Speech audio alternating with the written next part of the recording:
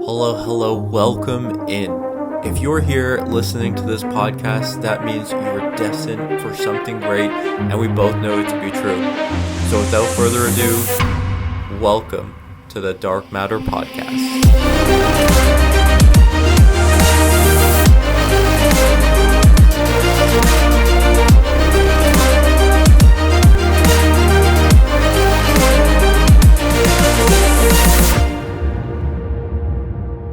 Hey there, welcome back to the podcast. Today, I got another story to share, and I feel like this one really hit home for me as I started into my entrepreneurial journey, because there's just so much that goes on, and sometimes it's good to have that perspective shift, that really good reminder that there's a little bit more to this than we initially anticipate. So take Jane, for example. Now, Jane works at the local grocery store as a baker, and she makes fantastic cakes, pastries, all the things that you can imagine. And locally, she becomes very well known as the go-to person to make cakes and pastries. And if Jane is working that day, then the cakes and the pastries and all of those things are going to be the absolute best. She's just so good at what she does that people just want to get pastries and get everything done by her, the baking world. And so what ends up happening is enough time goes by, enough people start seeing her talent, and she gets enough recognition to then see that she really has something here, something that could really change her life, her situation. And one day, someone that's purchased cakes time and time again from her, has built a little bit of a relationship with her after seeing her all the time and having conversations with her every day she comes in, says, "Jane, you're so good at this. Why don't you start your own business?" And so Jane, being someone who had thought about this, being someone who sometimes had those thoughts of like, man, I wish I could do this for myself, had those thoughts of like how different it could be if she was her own business owner and she worked her own hours, had those thoughts of, I wish that I was getting paid more. All of the thoughts that we tend to have when we are extremely talented but almost limited on what we can do, because at the current grocery store bakery, she can only do what's on the list. She can only do what is there. But at home or for her friends, or whenever her friends have parties, she brings a cake, and that's the biggest thing. Everyone loves her cakes. Everyone loves her pastries. And so she starts to have these visions that when she's here at this job, though she has consistent income, it's reliable, and she can do what she loves, which is to bake, she also recognizes that she's also limited on how much she can make. She's limited on how much she can be creative, and she's also limited with her hours and her scheduling and all of these things. And so after this being something that she was there pondering, she gets the comment from a other local person who says, "Jane, you'd be so great at doing this for yourself. Have you ever thought about doing this for yourself? Have you ever thought of starting your own bakery?" And so Jane, not wanting to admit that this is something that she had been thinking about, says, "Oh, it's one of those things that I think about, but not wholeheartedly, not overwhelmingly so. It's one of those things that, sure, I've thought about it in passing, but it's not realistic for me to do. It's more one of those thoughts." And with that, the person says, "Jane, you have everything that you could do. Trust yourself, take a leap, and just do it one day, because you'd be surprised on what could happen when you take that leap of faith." And so Jane, being one of those people who understand potential, understand limitations, understand even being universally supported in a way where it's like, I'm going to take this risk, and universe Hopefully you're there to support me and show me the lessons I'm supposed to learn as I'm going through this chapter. So it says to the person, I appreciate the comment. I appreciate the compliment, because that's what it is. It's a compliment. Someone saying that you're so good at what you do, you should go work for yourself. It is a compliment.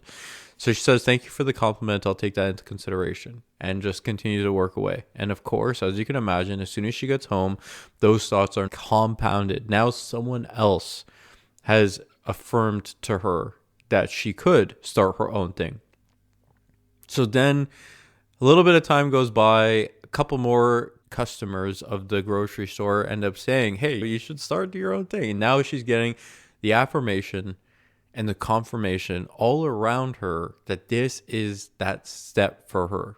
She's done this. She's mastered it. She's the best at what she can do. She's perfected the craft. She's bringing in so many people to the bakery, and she's only getting a fraction of what she's worth. And so she decides, after a couple weeks of really mulling it over, that if everything goes properly and it really does align for me, I'll do it. And so there was another local bakery outside of the grocery store, just another local shop, that decided that they were going to move. They're moving to a different city, and they're going to sell their bakery. Jane says, wow, it's so interesting that this is happening now, after I've been wanting a sign, and now the biggest competitor that I would have is leaving town. So she goes in to inquire, and they basically tell her, yeah, unfortunately, it's more of an abrupt thing, some family thing, this, that, and they have to leave rather abruptly. And so they're basically selling the shop for a fraction of the cost that it would be had it not been such a rushed thing. And so now her biggest competitor is leaving. She's getting a shop, a place that she could do this at a fraction of the cost. And now these compliments, these comments from all of these people that keep seeing her, encouraging her, when are you getting it? When are you doing it? You should do it. Come on, you should do it. Now it's all really starting to add up. And she says, you know what? I'm going to do it. So she looks into her savings. She has more than enough to go and purchase this here now shop, the storefront. So she goes in, okay, I'll buy it. Everyone's super happy, a little celebratory thing. And then that's it. Start of her new chapter now as a business owner, doing what she loves, which is baking. And so what ends up happening is, as she's baking, as she's continuing to do what she loves, creating new creative pastries and new creative cakes and experimenting with different flavors and styles and all of these things, she puts the storefront up, but there isn't really many people over the first month that really come into the shop. They see it, but they don't really come in. And as she's going through it, she's like, I just have to reconnect with those people. I just have to keep doing my cakes. I just have to keep doing what I love. And eventually, one of those people who made those comments at the grocery store was just out walking around and seen the shop. And they seen that her name is on it. And so they went in and they're like, oh my goodness, Jane, you did it. Like, we didn't know that you started a shop. We kept coming to the grocery store looking for you so you can continue to get us cakes and pastries and all these things. And now you're here. You've done it. Congratulations. And there was a little celebratory moment there for Jane and the customer, who now knows where she is. So now this customer can really spread the word. And so Jane getting her first client, getting her first purchase, right? And it was just such a freeing feeling. And so Jane, who was a baker, now has her own business baking, just continues to bake, just shows up, loves what she does. But then what ends up happening is, not a lot of the people who came, not everyone came, who was at the grocery store, knew that she had her bakery. And so when she used to have 20 to 30, maybe even 50 people coming to the grocery store to purchase the cakes, Now she's not getting those people coming over here. And so now it starts to drain her money because now she has all these expenses to pay. And now she's going to do what she knows, which is how to bake cakes. And so what ends up happening is not only does she continue baking cakes, but now it starts to get at her because all she's doing is baking cakes. And now she has to pay for her property. She has to pay for the electricity bills. She has to pay for all of the utilities and expenses that come with doing this. And not only that, when she was at the grocery store bakery, as soon as she left, she could clock out. But now that she has her own business, her mind's just going with business. Her mind is going, okay, I've been doing this for 2 to 3 months and I've only had 5 customers. What am I doing wrong? What am I supposed to do? Now, it's not a thing of she can just clock out. Now it's a thing where almost every hour of every day she's thinking, what am I supposed to do? Now she's getting stressed out because now she's not making consistent money. And if anything, it's now losing her money. And so you look at someone who had it okay. As we already knew, the limitations that she was faced with her creativity, her income capabilities, or being able to be free with her decision making and her choices. We knew the limitations that she had, but we also knew the pros that came with it. The consistent pay, consistent clients, and being able to clock out when she was done working. Now she doesn't have those things. And now it's starting to feel like not only is she working 3 to 4 times more than she was doing at the grocery store bakery, but now she's not really even enjoying it because what she loves to do is bake cakes. And now she's doing this, but now she's not making any money. And this is a trap that a lot of newer entrepreneurs get into because, and you might listen to this and resonate with this, you might be fantastic at giving advice to someone and being able to reshift how they think. Or maybe you're a sales professional and you're listening to this objection that someone keeps getting and you know how to properly handle it. Whatever it is, you're really good at what you do. And somewhere along the way, whether it was your own thoughts and your own ambitions or someone else that you know that says, hey, you should try to monetize this. You should try to start your own business. You should try to do this and make it big. And then all it takes is that comment coupled with our own internal beliefs, ambitions, and thoughts. And now you're going to do what you're good at, which is the job, which is the task, and now want to do this on your own.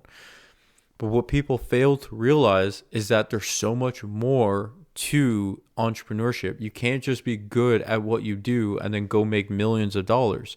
And this is the whole premise of this story. Jane is a technician. Jane is the person that does the work. She is managed by someone else, and that person who is managing her is being managed by the entrepreneur, the owner of that bakery. So there's 2 levels above where Jane is. So Jane doesn't have to worry about scheduling. She doesn't have to worry about if someone calls in sick. She doesn't have to worry about working overtime and how that's going to get paid. She doesn't have to worry about payroll. She doesn't have to worry about expenses. She doesn't have to worry about anything other than her 4 to 8 hours in and then clocking out, making cakes in that time. She doesn't have to worry about the job of the manager, right? When people call in, when people do all these things, right? Because she's not doing that job, doesn't have to worry about where the higher person, the entrepreneur, she doesn't have to worry about what that person's thinking about, because that person's thinking about, okay, how can I get new people into this establishment? How can I get new customers for the bakery? She's not the person that is going out and looking at different recipes and different things to try to test and try within the bakery. Everything has a role. And so you can see here there's 3 main roles to every business. Every single business in the world runs like this. There's a technician, which is the person doing the work. There's a manager, which is the person that manages the person doing the work. And then there's an entrepreneur or a visionary that is guiding the ship. And so what happens is all of these talented individuals that really have a passion and a talent for doing the good work get into entrepreneurship, but they do only what they know to do, which is the technician work. And they often neglect the other things like working hours and payroll and being on top of the books, right? And the procedures and the processes of things if things aren't working. If people are calling in sick, what hours are you working? Are you open certain days of the week? She's not thinking that because all she knows how to do is bake cakes. So now people start a business. Jane, she starts a business to bake cakes, but that's all she knows how to do. She doesn't know how to set the expectations for herself. And then even more importantly, the visionary piece of the entrepreneur, the last and the final top piece, this is where people lack because again, she only knows how to bake cakes. She's not even thinking about how do I get more people in here? She's not thinking about running ads or marketing. She's not thinking about how do I make these customers repeat customers? What other additional incentives can I give to people so they keep coming back for my cakes? And so this is why a lot of small businesses stall out. This is why a lot of small businesses stay small because they're just a technician and they're trying to wear these different hats, but they're not putting enough time towards the different areas of the business. And it's so interesting as you hear this because either you can relate or you know someone that understands this stuff. And now here's the pros and cons of it all.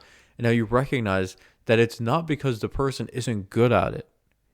It's the fact that there's no systems, there's no structure, and there's no way to delegate certain things that bogs down your time.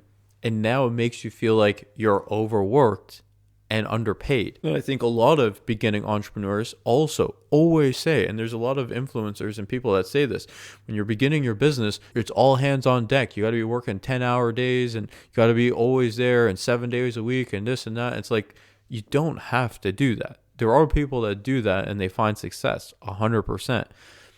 But the thing is, the people that are doing that are just doing the technician work. You also have to worry about the managerial work. Like, for example, if you're just a technician, do you know how to hire someone? Are you going to know how to onboard someone? Do you know how to train someone to do exactly what you're doing so you can free up your own time? Or are you just good at baking cakes? So we have the technician work, but they're not spending the time on the managerial pieces to create a business. And then more importantly, again, they're not spending the time as the visionary or the entrepreneur in what direction can I go? How can I add new things to make this thing flourish? And so this is a story that I wanted to share because a lot of us, I know I have a lot of entrepreneurs on my podcast listening in, and this is it. If you are in this line of work, it's not you. You didn't mess up. It's not that you're not cut out for it. It's that you were set up with the wrong expectations. And it's funny because a lot of the people that say, hey, you should go start a business usually aren't business owners, right? It's someone who wishes they could start a business telling you, hey, go start a business. And then we jump into it knowing what we know. And then this is what leads us to the same place of feeling burnt out, feeling overworked and underpaid. So I wanted to share this with you because I feel like a lot of people are going through this phase, and it's so important that we recognize that we have to wear multiple hats as a business owner. If you want to get your business from a small business to something bigger, you're going to have to wear the different hats and put the appropriate time and energy towards the different areas of your business. You can't just do the work. Because if you just do the work, you'll never be able to hire someone. If you can't hire someone, you'll never know how to get yourself out of that current role. And if you don't hire and you can't get yourself into that role, you'll never know how to expand and move things forward, get new clients, get new prospects, and move your whole business in a new direction. There has to be direction. There has to be that motivational piece. If we don't have that, then this is why we're going to just feel like we're just spinning our wheels, doing the same thing every single day and not making so much progress. So I hope this was helpful. I think this was a very fun and exciting story that I wanted to share because this was something that really resonated with me in my entrepreneurial journey. And as soon as I heard that and understood it, it allowed me to really stop putting time towards the things that didn't need to be done. And for me, as you guys know, a lot of my story is I started with operations, then I got into sales, then I did client success, then I went back into operations, then I went back into sales, and I went back into client success. It's just been a lot of doing the actual work. But then at some point, being able to add more systems to my business to allow me to now think about the direction I want to go, having my own agency now allows me the time and the freedom to understand, okay, this is the direction I want to go with my content. This is the free guide that I want to offer. This is how it's all going to talk to each other and move in the direction that I want to go. So hope this was helpful. If you guys found this useful, helpful, please do comment down below or reach out to me on the socials. I read every single message. Thank you so much for everyone that does reach out. And of course, if you want to learn more about our systems, our operations, the link will be in the show notes, so go have a look over there. Appreciate you all as always, and like always, I'll catch you on the next one. If you enjoyed today's episode, please like, comment, share, subscribe to it all. You know I appreciate it. And as always, I'll catch you on the next one.